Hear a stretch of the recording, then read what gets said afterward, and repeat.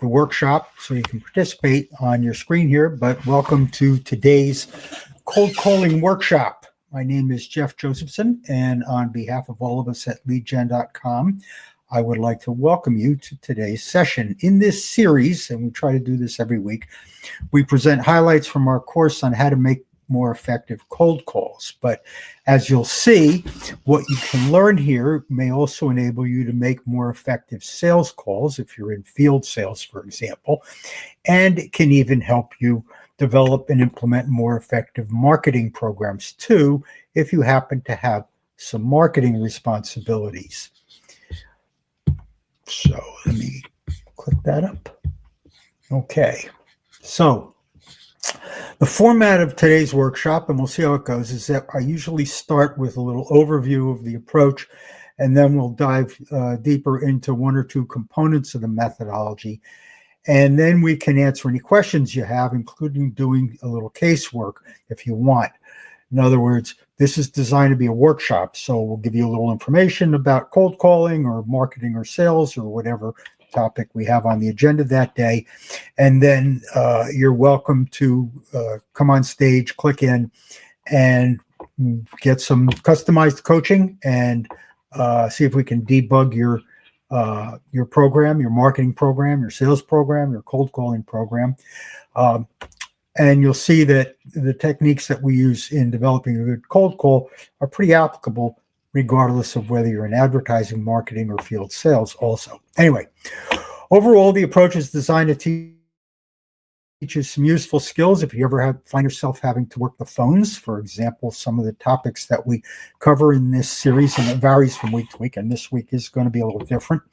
How to get past gatekeepers and voicemail, how to get a decision maker on the phone, how to stimulate initial interest, how to convert initial interest into strong interest, how to uncover needs, how to build value, how to create urgency and get the prospect to act sooner rather than later. And you can see that's not just on a call that matters. That can also matter in farther down in the sales cycle. I see somebody clicked in. If you want to come on stage, let me know. Just send me a text and we'll bring you in for coaching. In any event, how to build value, how to create urgency, accelerate the sales cycle, how to prevent no-shows, how to overcome objections, how to get callbacks, and of course, how to close, and more. So for your reference, that's the book. Everything we talk about, or just about everything we talk about, is available in this book. And if you're listening carefully, I will give you a link where you can download it from the internet for free. And that will be leadgen.com/free_ebook. And it's everything you might ever need to know about how to make good sales calls. So we have a little bit different approach to marketing and sales. That's why it's called the lead generation paradigm. I won't go into the theory behind what we do and how we do it, but we've been helping businesses be successful in the market for 40 years. We've helped thousands of businesses. We've generated billions of dollars worth of sales.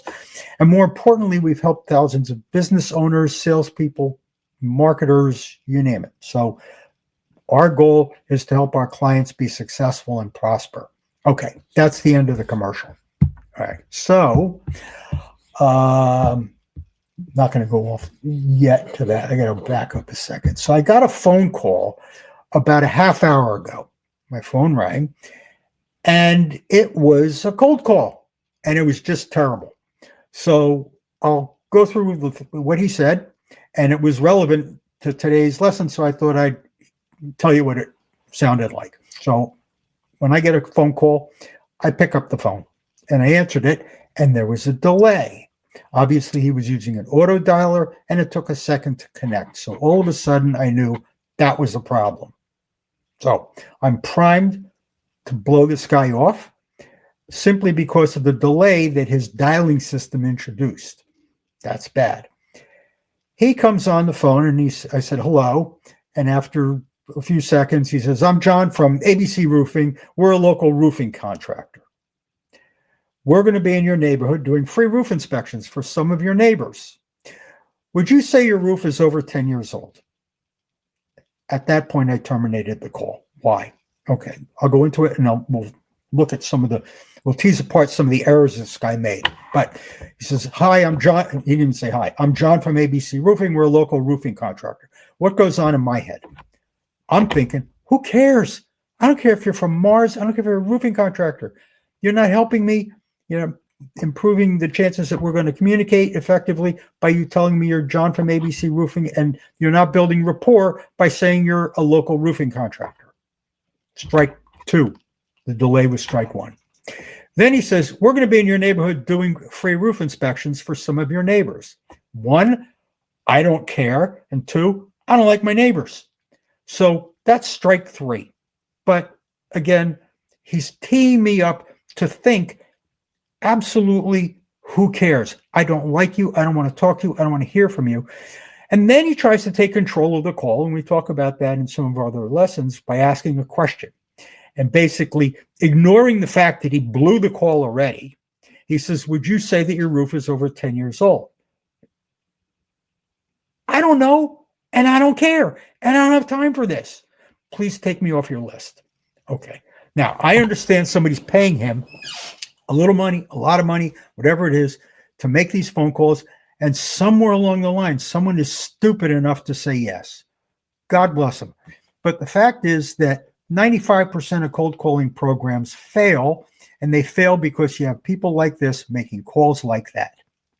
And that's not good. So we're going to talk about, just coincidence that I got a cold call half an hour ago, but I thought it might be interesting to use that as a jumping off point. So, we're going to go into the rest of the talk, and I'm going to do five or so slides on things that people do wrong on cold calls. And again, this is a coaching session. So if you want coaching, you can either jump in now and we'll just get right into it, or I'll go through my agenda, and then when we're done, we can do the AMA. That's how it usually works. So, and if you get bored along the way, have a good day. Okay. So the first mistake, and by the way, I took a lot of this information from chat because chat has the conventional wisdom. So I'm going to agree with some of the things these answers present, and I'm going to disagree with others. And you'll see where the conventional wisdom often gets you in trouble. Sometimes it's right, sometimes it's wrong. And that's why it's a problem, because you don't know what's right or wrong. So first area to think about is your mindset and preparation mistakes. And absolutely, you have to go into cold calling with a particular mindset. And it isn't, I'm tough, I can handle rejection. That absolutely isn't it. In fact, the best mindset is, I want to make friends. I want to be nice to people. I want to have a good time. I want to make a little money. But basically, I like meeting people. I like talking to people, not I can take the rejection. You might get rejection.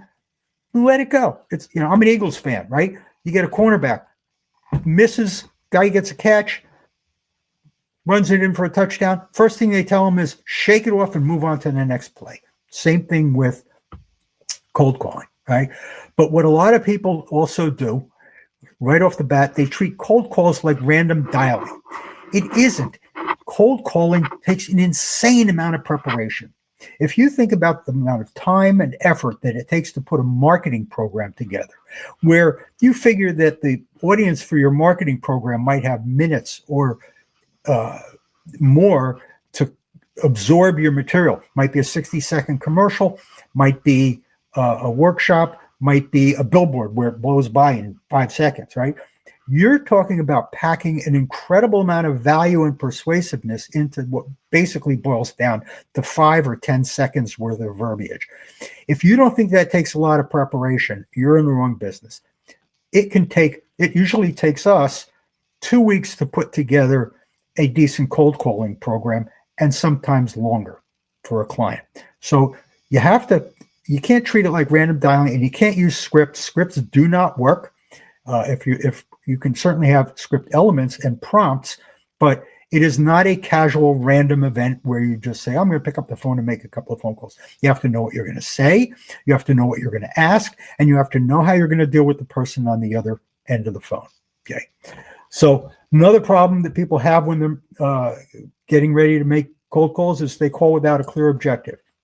As I said before, the objective that I recommend people start with at a high level is I'm going to have fun. I'm going to make friends out there. To me, that's more important than the business objective of getting appointments or making sales or whatever it is that you do. Because one of the biggest barriers to success that you run into on cold calling is an inability to establish rapport. So if you can't establish rapport, you're not getting anywhere near your objective. But you can certainly have an objective of getting a certain number of appointments over a period of a week or a month, or a certain amount of sales over a month. Yes, you have to measure yourself against that metric. But as far as the call is concerned, going in with that as the top of your mind puts you in a position of not being able to listen carefully to the prospect on the other end of the phone, because you're spending too much mental energy thinking about your objective rather than their objective. Okay. Now, that said, you have to figure out what's the purpose of your call. Is it a meeting? Are you trying to qualify prospects? Are you just trying to network? So make sure that when you approach cold calling, you do it with the idea of conscious competence. Okay. The research says a problem with lack of basic prospect research. Some people overdo that. I certainly expect our people to have good contact information if they can. And if they're calling a business, check their website. You don't have to spend 2 minutes on it. You could spend 5 seconds on it, but just get a sense of the company that you're calling. If you're calling individuals, which we don't do much, we outsource calling households, but at least understand the application and the underlying need that your prospects would have that would justify your product or service.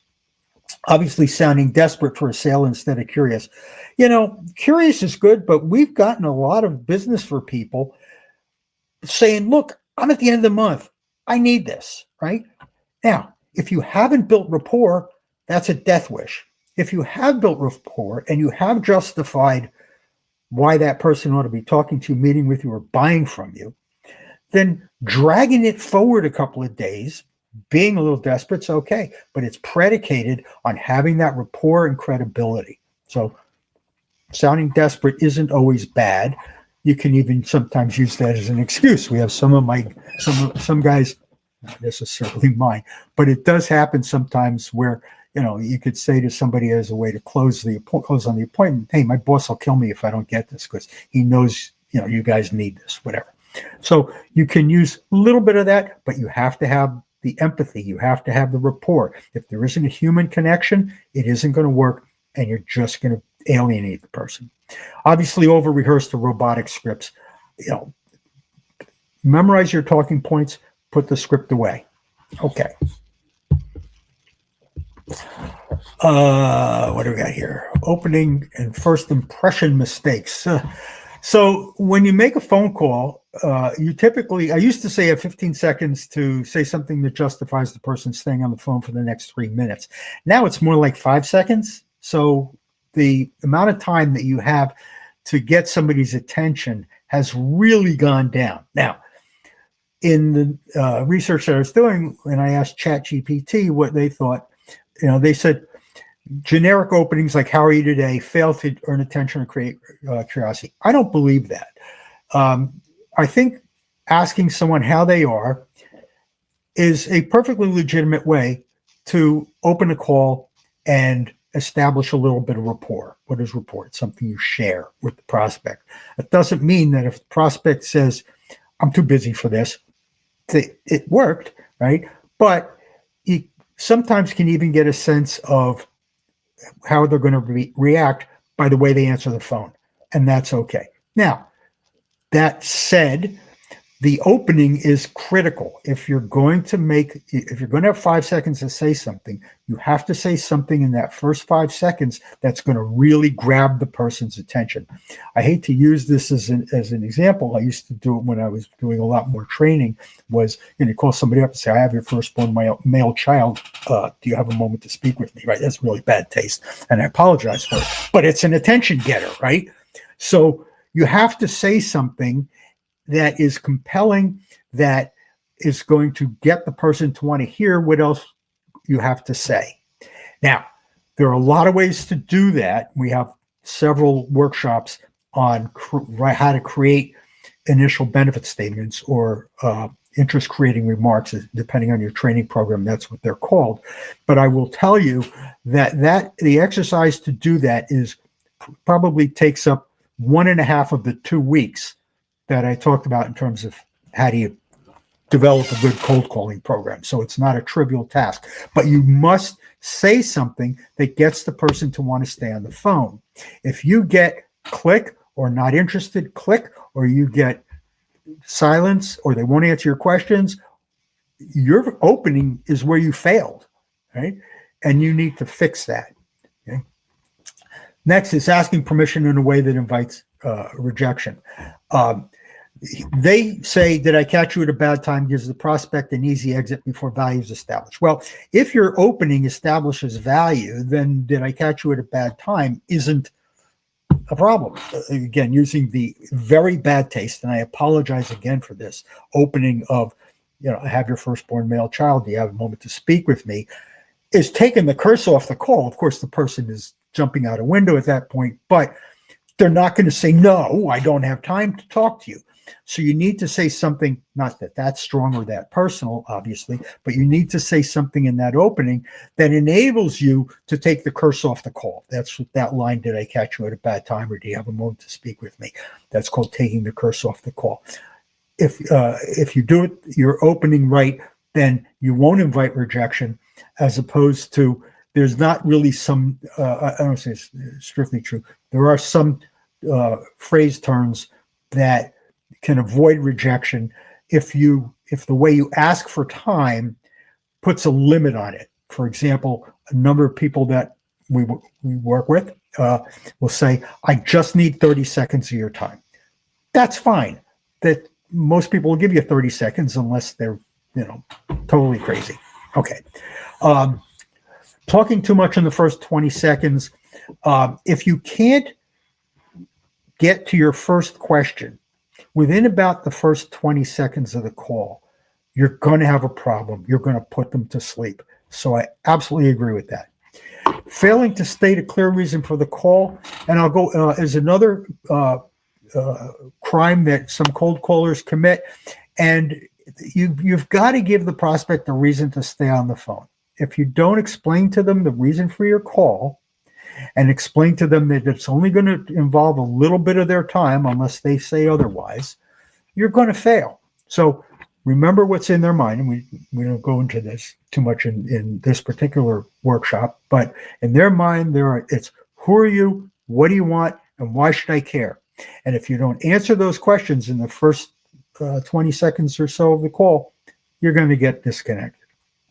And finally, sounding like every other sales call they get. One of the problems that scripting causes is that a lot of the people who write scripts get them from ChatGPT. And so you end up sounding like everybody else. That's dumb. It's bad. Doesn't work. Okay. When we get into the call a little bit, next area, and again, if anybody has any questions, just text me, or let's just see if anybody's in the chat. Nope. Put up a chat and we'll answer any questions you have. Messaging and value proposition mistake. Okay. This is the so what. Okay. The most important thing that you want people to perceive by the end of the phone call is that the call had value and what you were talking about had value. So it is all about value proposition. Positioning is a subset of that. All right. Let's get into this first point, leading with the product instead of problems. When the guy said, I'm a roofing contractor, he lost me there because I don't care. I don't need a new roof. And even if I did, the water literally would have to be pouring down on my head for me to care. Now, what are the chances of that?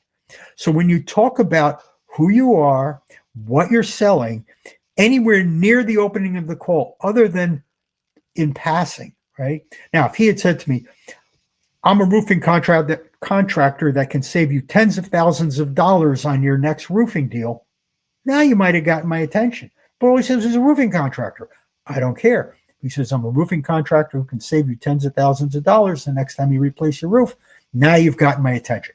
A simple tweak like that, taking the focus off of the product and at least either positing a benefit or talking about a problem, an unmet need associated with the solution that you have.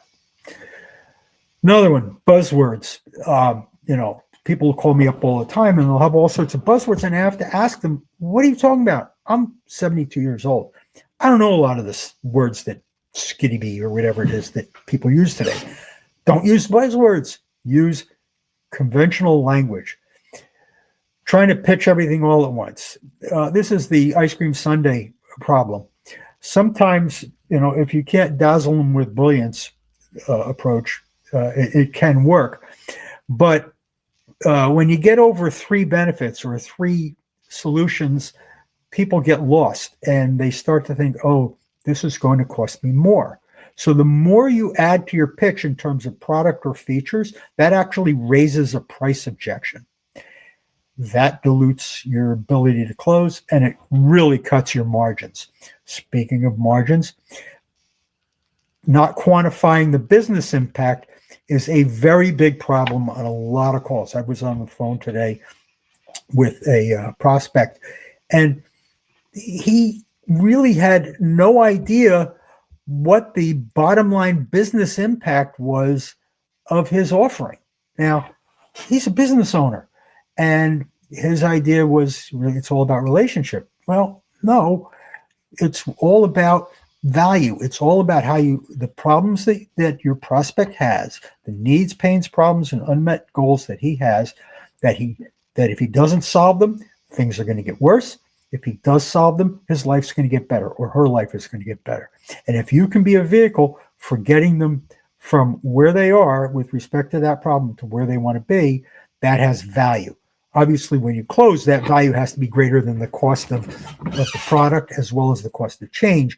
But businesses make decisions based on perception of value and the difference between the price and the cost of it. By the way, consumers do too. And very often you can find consumers where we used to do a lot more market research and consumer research, and people can put a dollar value on aesthetics. They can put a dollar value on status. They can put a dollar value on all sorts of subjective things.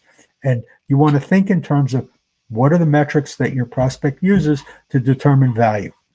If you don't quantify it and you don't include it in your call, you're going to fail. Making the message about your company and not the prospect. It isn't about you. I don't want to beat that one to death because that's just too easy. Okay. So when you get into the call, and ChatGPT certainly recognized that the meat of any good cold call is questioning. Now, our friend John from the roofing company got to, in his third sentence, a question which is your roof more than 10 years old? Good for him. Whoever taught him that figured, don't worry about establishing rapport, just get into questioning mode. There's a saying, he who asks the questions controls the call. That is absolutely true. Okay. So you want to get into questioning and you want to get into discovery. You want to understand. So, the more you talk, the less you're going to learn, the less you're going to sell. The more questions that you ask, the better. But they can't be just surface level questions. There are a number of sales training techniques. Some of them I really love: spin selling, solution selling, consultative selling, that really get, and our own sales training programs, really get into the guts of how to ask good questions to uncover needs, pains, problems, unmet goals, create urgency, build value. Those are the kinds of techniques and tools you must master if you're going to be any good, not just at cold calling, but at sales, is the ability to formulate and ask good questions. Again, that can take days, and if you really want to be serious about a sales career, it can take years to develop good skill at asking good questions. But frankly, that's money in the bank. If you can ask good questions, then there is nothing you can't do when it comes to sales or marketing, for that matter, and cold calling. It's literally a license to print money if you nail that one skill down. Okay? Interrogating instead of conversing, we're all people here. Don't browbeat them. Don't try to drive them into a direction that you want them to go. Let them persuade themselves. Again, we'll we can talk about that in individual cases. Let them persuade themselves that that's where they want to go. Not listening actively. Active listening is key. The call I was talking about earlier today, I have a nasty habit of listening when somebody's on the phone with me, even though I interrupt them and I talk too much, and I know that, but I get excited, right? Like we all do. But anyway, they periodically would say something in the early part of their answer to my question, and it was like a completely off the cuff kind of remark, but it was so critical to the problem that they were trying to solve that I had to go back and we talk for another 3-4 minutes. And I go back and say, you said something about 3 minutes ago. I got to ask you about it. Okay. You've got to catch those things. You got to listen. Don't be thinking about the next thing you're going to say when you're listening to the prospect. Okay. Don't even worry about the next thing that you're going to say. Wait till they're done talking, then formulate your next question. And if you go into a cold call with a series of questions, it's a lot easier than going in with a pitch and coming out with a non sequitur when they finish talking, because that's what happens when you don't listen actively. Ignoring buying signals or pain indicators.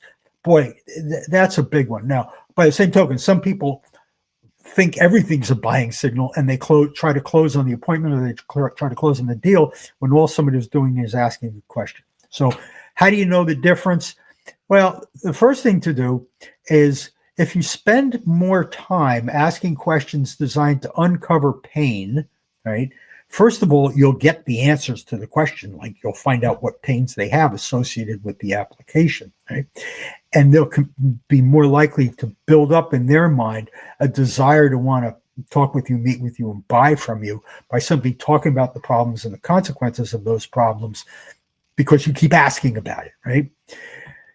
Why would you ignore those? Those are currency in your transaction. If I had said to this guy, frankly, I am really tired of this leaky roof. If he tried to close me right then and there, he'd have lost the sale. If he had said to me, what do you mean? Tell me more. And let me talk about the fact that my roof is leaking and I got black mold on my roof. I have that in my other house. my roof is leaking. I got black mold on the house, and my daughter-in-law's parents won't come to my house because it's disgusting. I need a new roof. I got that, but he ain't going to get the job. So some people, again, they jump on buying signals too early. That's called the trap. Don't do that either. Just let it happen naturally. Steering the conversation back to your script, throw your script away, learn good questioning techniques, and you won't have to worry about it. At best, a script is just cue cards, right? But you've got to be able to listen for buying signals. You've got to listen for needs, value, build value, and the appointment will come to you. The deal will come to you. I love this stuff. Okay, objection. Oh, wait, closing. What did I do? Did I skip one? Objections handling. That's the one we want, right? Yeah, sorry about that. That's what happens when you're not good with technology. Okay. So first of all, what's an objection? Objection is a statement or question by a prospect that they need more information in order to move forward with the process. It is not something that is a showstopper, right? They don't understand the value. Now, if your whole call was designed to uncover needs and build value, then you can see that you didn't do a good job of uncovering needs and building value. Then you have to go back and redo it. If somebody says, I don't have the budget, you don't ignore it. You say, well, perhaps I didn't really understand the pain, the problem, the effect that this problem is having on your business and the value that a solution might have. Would you mind if we went back over that? Now you can retrack and go back and rebuild that value. Okay. People argue instead of understanding. There is a saying or a mantra when it comes to cold calling. Telling ain't selling. If you're making declarative statements, you are losing the battle.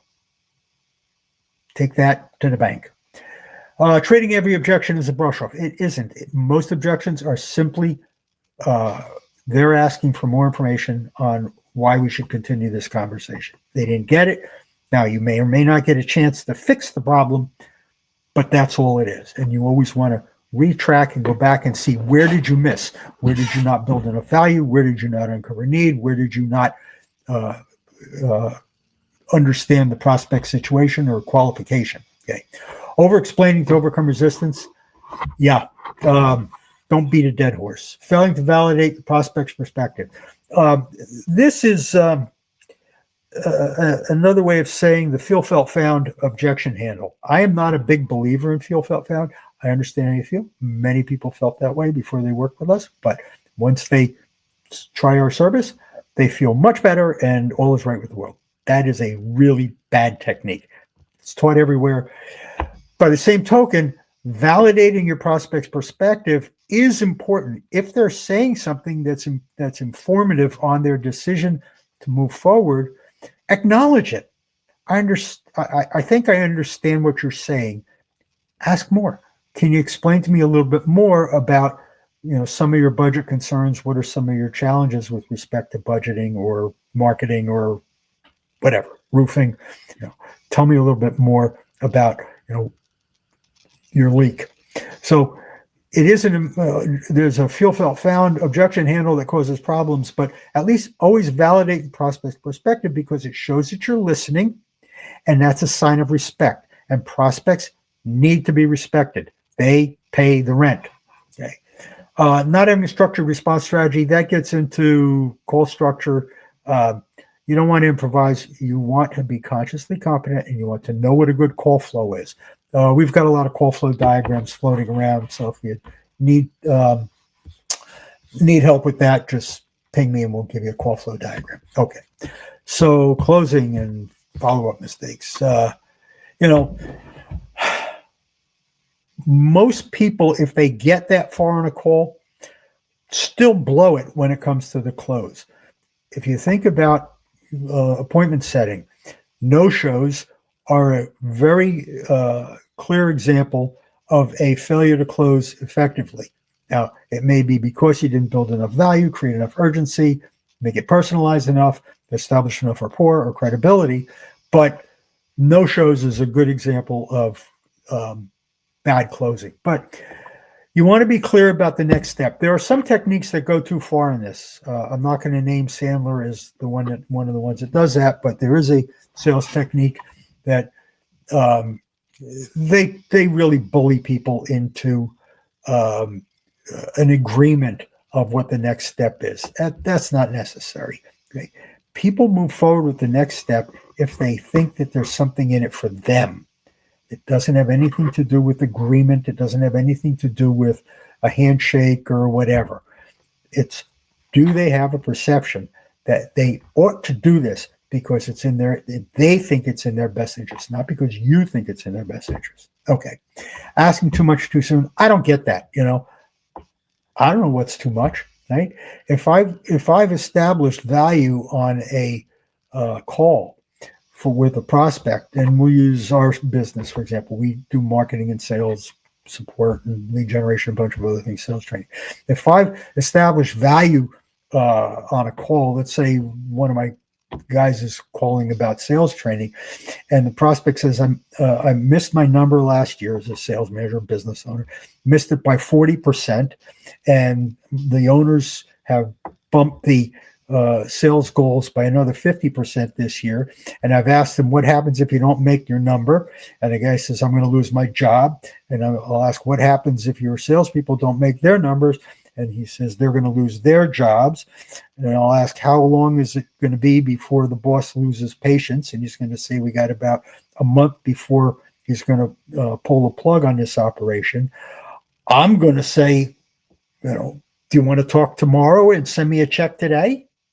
So it's all about how much value and urgency you can create that determines how much you can ask for. Now, obviously, don't ask for too much too soon. In other words, don't ask for more than is justified by the value that you've created, or too soon based on the urgency that you've created. That's the key. Failing to recap. Sometimes you don't have time. Sometimes you don't care. Email is a good way to recap we always repeat back to prospects, whether we're doing this for clients or for ourselves, the underlying needs, pains, and problems that they describe to us and the value that they expect to get out of either the next steps or the solution, either in an email or definitely in a proposal. It is the most important thing that you can put in a proposal, is to regurgitate back to them the problems that they described to you. Why? First of all, it shows you're listening, and nobody wants to buy from someone who isn't listening. Second, it reminds them of why they're buying. They are not buying because you have a nice yellow drill. They're not buying because your car goes fast. They're buying because of whatever personalized needs and benefits they were trying to solve or achieve. Okay. Now I'd follow up. Yeah, CRMs take care of that. Not tracking patterns and improving. Okay. So you do want to debrief. We do a lot of sales coaching, and that I find is the most helpful for most people. Once they get the basic techniques down, if it's not reinforced with coaching, it's going to get lost. And so what you can do is very simple tracking. We don't track dial rate, dials per hour, but appointment rate, no-shows, closes, things like that. We do a lot of funnel management with our clients. And so there are certain things you have to look for to determine whether or not your salespeople or you are being effective in on the phones or face-to-face. Okay. All right. That's it for what mistakes people make when it comes to cold calling. Let's see if there's anything else here that we want to go through. No. Questions? If anybody